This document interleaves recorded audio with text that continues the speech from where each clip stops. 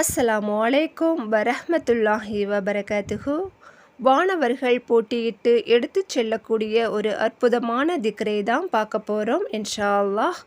நபிகள் நாயகம் ஸல்லல்லாஹு அலைஹி வஸல்லம் அவர்கள் கூறியதாக அனஸ் ரலியல்லாஹு அன்ஹு அவர்கள் அறிவிக்கிறார்கள். ஒரு மனிதர் மூச்சிறைக்க விரைந்து வந்து தொழுகை வரிசையில் சேர்ந்து அல்ஹம்துலில்லாஹி ஹம்தன் கஸீரன் தொய்யிபன் முபாரக்கன் ஃபீஹி. இதற்கான பொருள், தூய்மையும் வளமும் வாய்ந்த அதிகமான புகழ் அனைத்தும் அல்லாஹுக்கே உரியது என்று கூறினார். அல்லாஹ்வின் தூதர் நபிகள் நாயகம் ஸல்லல்லாஹு அலைஹி வஸல்லம் அவர்கள் தொழுகையை முடித்ததும், உங்களில் இவ்வார்த்தைகளை மொழிந்தவர் யார் என்று கேட்டார்கள். மக்கள் பதிலளிக்காமல் அமைதியாக இருந்தார்கள். அல்லாஹ்வின் தூதர் ஸல்லல்லாஹு அலைஹி வஸல்லம் அவர்கள் மீண்டும் உங்களில் இதை மொழிந்தவர்கள் யார் என்று கேட்டார்கள். ஏனெனில் அவர் தவறாக ஏதும் சொல்லவில்லை என்று கூறினார்கள்.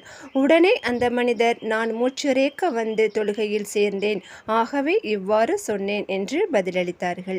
அப்போது அல்லாஹ்வின் தூதர் ஸல்லல்லாஹு அலைஹி வஸல்லம் அவர்கள், 12 வானவர்கள் தமக்கிடையே இதை எடுத்துச் செல்பவர் யார் எனும் விஷயத்தில் போட்டியிட்டு கொண்டிருந்ததை நான் கண்டேன் என்று கூறினார்கள். சுப்ஹானல்லாஹ்.